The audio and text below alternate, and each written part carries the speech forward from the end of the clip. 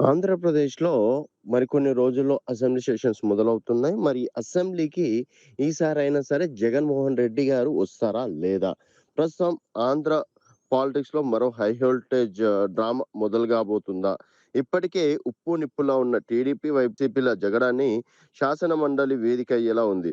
అదే శాసనసభలో మాత్రం వైసీపీ ఎమ్మెల్యేలు అబ్బే! కౌన్సిల్‌లో సంఖ్యాబలం ఉన్నందున అక్కడి దాకా వస్తున్నారు వైసీపీ సభ్యులు.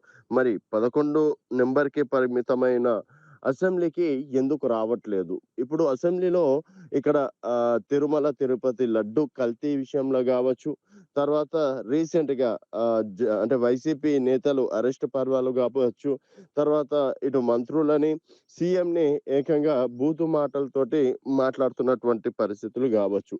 ఇలా ఒకదాని పైన ఒకటి వైసీపీని ఏదో ఒకటి వెంటాడుతూనే ఉంది. ఆ విషయాలు చర్చించడానికి అసెంబ్లీకి రమ్మంటే మాత్రం అక్కడ జగన్‌మోహన్ రెడ్డి గారు ఇప్పటికొక 2 సార్లొచ్చారు.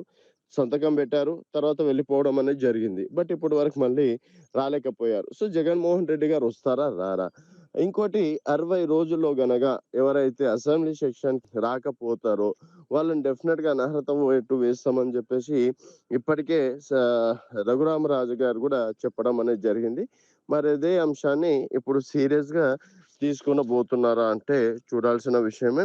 ఎందుకంటే 11 నంబర్‌కి మాత్రమే పరిమితమైనటువంటి వైసీపీ గతంలో 23 నంబర్‌కి పరిమితమైనా గూడా చంద్రబాబు నాయుడు గారు చాలా సందర్భాల్లో అసెంబ్లీకొచ్చారు. ప్రతిపక్షాలు జెప్పి అంటే ప్రతిపక్ష పాత్ర పోషించడం అనేది జరిగింది. వారిని వ్యక్తిగతంగా ఆ మాట అనడంతోటి అక్కడ ఒక శపథం జేసి ఎళ్ళిపోయారు గానీ అసెంబ్లీకి మాత్రం ఎక్కడ డుమ్మా కొట్టలేదు. సో, ఇప్పుడు జగన్‌మోహన్ రెడ్డి గారు 11 స్థానాలకు పరిమితమైతే ఏంది? సరే ఒకవేళ ప్రతిపక్ష హోదా వాళ్ళివ్వకున్నా జనాలిచ్చారు గదా! ప్రతిపక్షంలో ఉండండని. మరి జనాల్లో ఇచ్చిన ప్రతిపక్ష హోదాను గూడా తిరస్కరించి మేము అసెంబ్లీకెళ్ళము. కేవలం మండలిలో గూసుంటాం. మండలిలో అంతో ఇంతో మాకు సంఖ్యాబలం ఉంది అని జెప్పేసి కేవలం మండలికే పరిమితమైతే, రాష్ట్ర సమస్యల గురించి ప్రెస్ మీట్‌లు బెట్టి రోడ్ షోలు గాకుండా అసెంబ్లీలో మాట్లాడండి.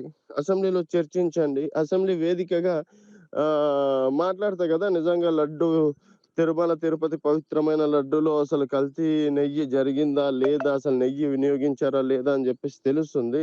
అవేం మాట్లాడకుండా ఎంతసేపటికి విమర్శలు చేస్తే ఏం లాభం?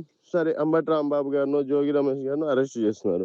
ఎందుకు అరెస్ట్ చేస్తున్నారో అది గట్టిగా అసెంబ్లీలో నిలదీయండి. అప్పుడు ప్రజలు మీ వైపు ఉంటారా? వాళ్ళ వైపు ఉంటారా? అనేది తెలుస్తుంది. అటు గాకుండా, ఇటు గాకుండా అసెంబ్లీకి మాత్రం డుమ్మా కొడతామంటే మాత్రం వారి పైన స్పీకర్ గారు ఈసారి సీరియస్ యాక్షన్ తీసుకునే అవకాశం ఉన్నట్లు గూడా తెలుస్తుంది.